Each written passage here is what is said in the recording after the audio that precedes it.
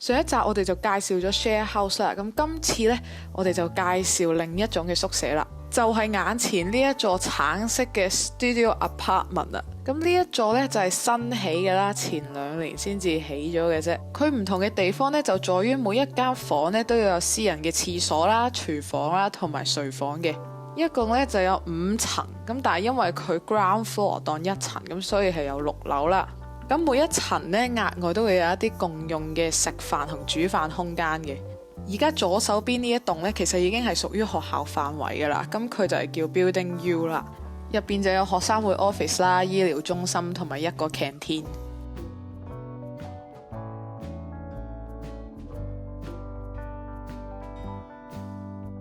呢度都有一啲戶外俾你燒烤嘅爐啦，咁但係就好少用嘅。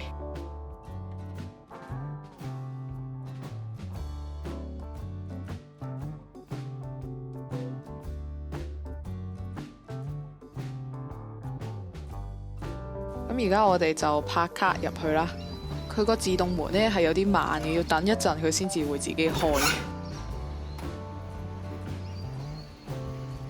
而家一入到嚟呢，右邊就係一個好大嘅 common room 啦。多數嗰啲宿舍活動啊，都會喺呢一度搞嘅。咁再右手邊就見到好多信箱啦。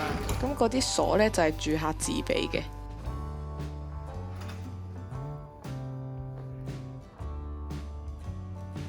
門口左手邊會見到樓梯、洗衫房，同埋再入去呢，其實係有啲康樂設施，但係鑑於條片嘅長度呢，我今次都係唔講住啦。而家呢，就搭 lift 上咗去做一個深度 room tour 先。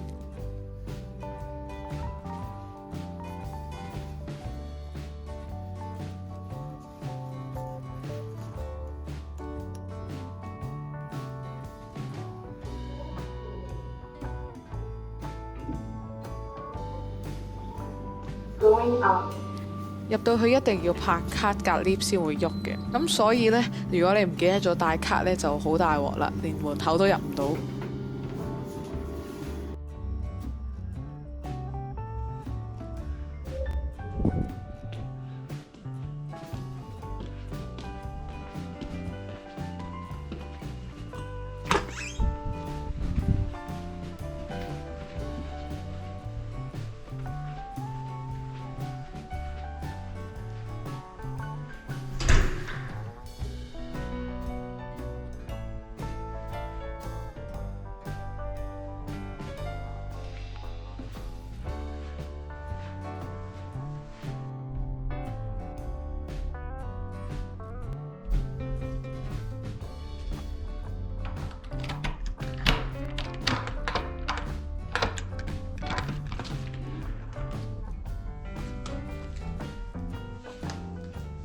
其實已經睇到晒成間房有啲咩㗎啦。一打開道門就要將個門匙插落去啦，咁就係為咗好似酒店咁樣提供你間房嘅電力嘅。上高呢，就係校翻你嗰個風扇嘅大細啦，咁3就最細，1就最大。呢個就應該好多風扇都係咁樣運作㗎啦。同酒店房差唔多啦，咁你門後面一定會貼一啲逃生出口嘅地圖㗎啦。左手邊呢，就係我哋嘅廚房仔，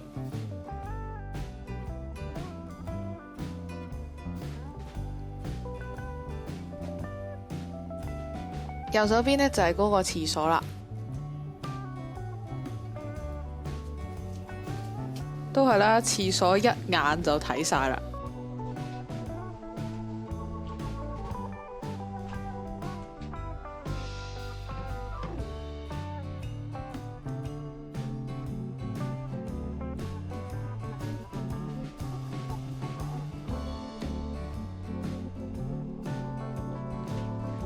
俾你睇下個馬桶入邊係點樣樣先。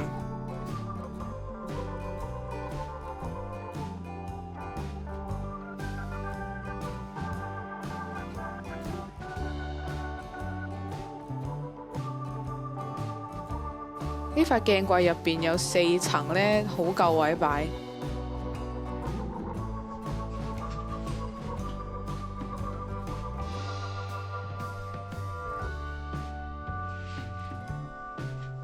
上高圓形呢一個呢係抽氣扇嚟嘅。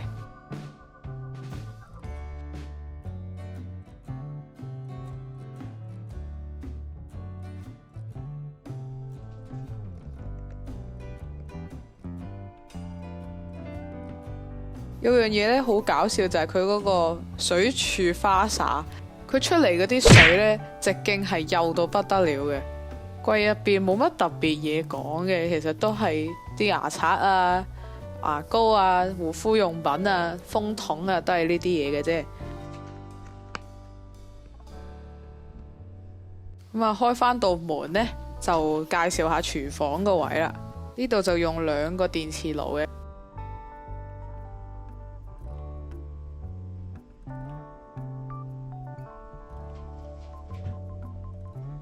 隔離嘅水煲同多士爐都係自己買嘅，佢呢度冇包。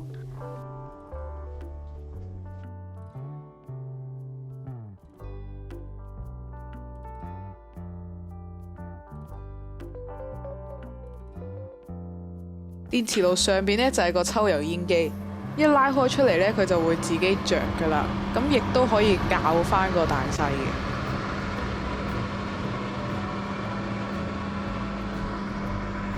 咁抽油煙機再上高就有2個櫃啦，咁啊彈開出嚟俾你睇下先。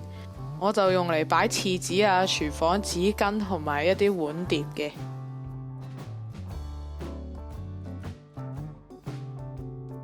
左手邊都仲有2個櫃嘅，咁我就放下一啲調味料啊，同埋嗰啲醬料落去。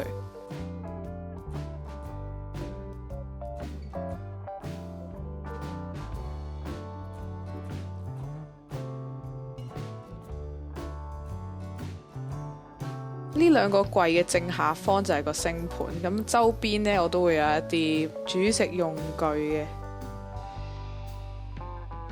真係有好多櫃，我哋而家上返嚟抽油煙機右邊仲有一個細細地嘅櫃呢，咁我就會放一啲即食嘅嘢食啦，譬如公仔麵啊、罐頭嘢啊，就會放呢度啦。佢上高個櫃呢，因為真係要擔張凳先至拎到，所以我多數都係擺一啲可能少用啲嘅水樽。咁呢個櫃嘅下面呢，都仲有幾個櫃嘅，咁第一個櫃呢，就會放更加多嘅餐具啦。下低嗰幾個櫃都係放下啲煲啊、pan 啊同埋飯煲。咁再隔離都仲有一個櫃呢，就係放下啲保鮮紙啊、錫紙啊、保溫袋。上高就係個微波爐啦，但係我覺得個微波爐嘅火力呢，就比平時用開嘅細啲嘅。微波爐左邊嘅櫃呢，入邊呢就放咗個垃圾桶，咁周邊嗰啲空位我攞嚟放鞋啦，同埋一啲清潔用品。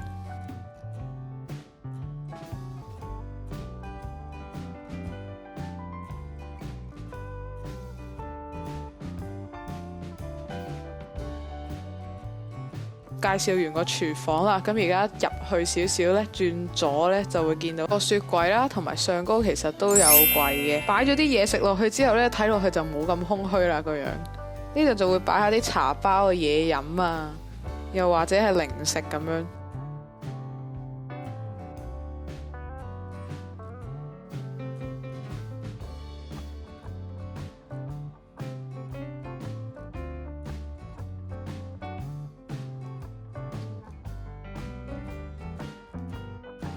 開咗上面個櫃就會見到嗰啲紙巾啊、毛巾啊，有時都可以擺下嗰啲洗衣粉、柔順劑。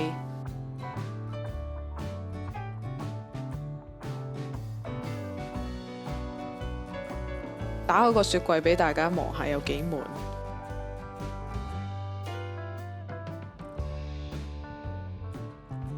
一個人住嘅冰箱呢，一定會有好多雪藏嘢食啊，譬如菜啊、肉啊。乜嘢你諗到嘅嘢食呢，其實都會放上去雪嘅。因為如果一個人煮飯你就知啦，買翻嚟嘅餸呢都係好難消耗嘅，咁就變咗你買翻嚟嗰啲餸都未食晒就已經壞晒。雖然呢樣嘢係真係好經常發生嘅。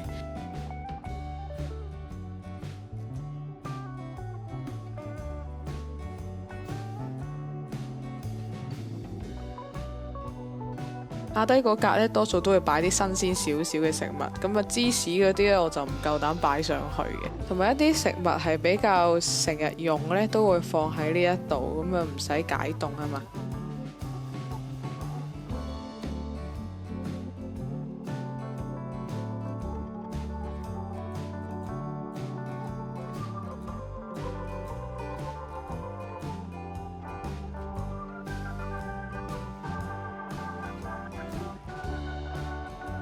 右邊個門口個位就會有蘋果汁啦、啲醬啦，就攞嚟食沙律啦、奶啦、柚子茶啦，同埋朱古力。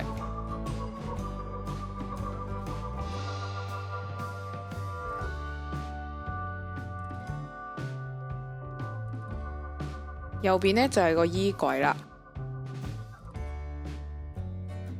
上高有2層，幾夾？又係變個魔法，放翻啲衫入去之後，俾你睇下個樣係點先。同樣道理就係上高嗰2格真係因為太高，所以我會放啲好少用嘅嘢擺咗上去先，然後需要嘅時候先至擔翻張凳攞翻落嚟。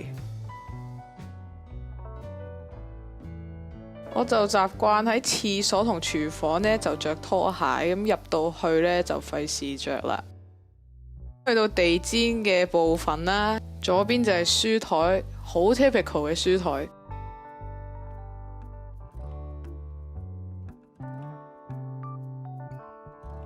上高嘅書架呢就真係位置非常足夠嘅，除非你將屋企嘅書呢全部擺晒過嚟，唔係嘅話都好難滿。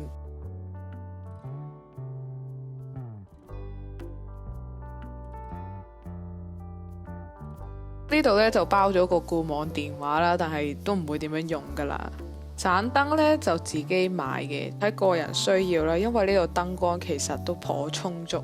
呢張凳呢坐得耐都唔係話一張舒服嘅凳嚟嘅，咁所以有啲人就會選擇自己再另外買。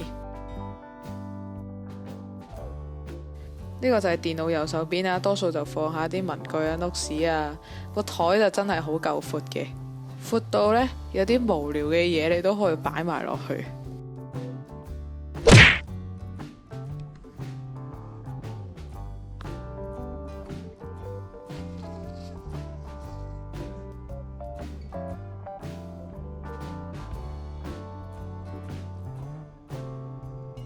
台下低呢，就會見到有 printer 啦，同埋 router 啦。然之後我哋嚟到書台右手邊呢，就會見到晾衫架同埋個食飯台。咁晾衫架呢，其實就係自己買嘅，佢呢度就冇包到。再右邊就係個靚靚窗台啦，我自己覺得係幾靚嘅，但係我唔知你哋覺得點。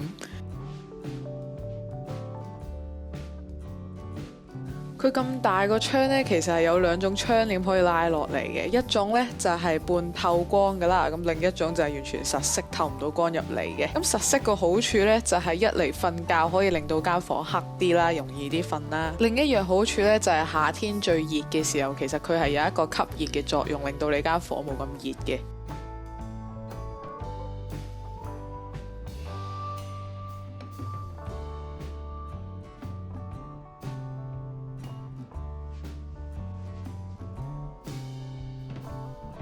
呢一間房呢，其實就唔怕會有啲蛇蟲鼠蟻飛入嚟嘅。最主要原因係因為呢，首先道門開嘅幅度唔大啦，第二就係佢其實道門後面都會有一個蚊帳，咁就防止啲蟲呢好容易入嚟啦。對面呢一棟呢，其實就係叫 Building W 啊，佢呢就有學校嘅健身房啦，咁有時都會有一啲康樂場地係借俾出邊嘅人打羽毛球同埋籃球等等嘅。我記得都有一個迷你嘅攀石場喺門口隔離嘅。呢一棟嘢再遠少少就已經係見到好多民居啦、屋仔咁樣樣啦，咁同埋一間醫院嘅。而家入返嚟間房嘅右手邊呢，就會望到床啦。呢張床呢，就比起平時瞓開嗰啲長少少嘅，所以呢都好難買到啲啱 size 嘅床單。但係一樣好處就係唔驚會頂到個頭啊，或者隻腳有收唔直咁嘅問題啦。咁再隔離呢個床頭櫃呢，其實都好多嘢可以擺到嘅。除咗台面上高你見到有白板啦，一啲成日會出門用到嘅嘢放喺度之外呢，入邊都有3個櫃嘅，可以攞嚟擺下啲身份證明文件啊，或者係藥啊，一啲看門口嘅嘢啦。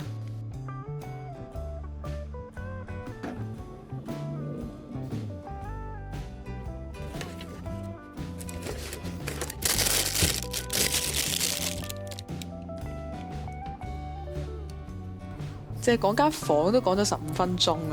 咁所以呢，就請大家留意下下一集，我哋會講下呢一棟嘢仲有啲咩其他嘅設施啦。多謝大家收睇，拜拜。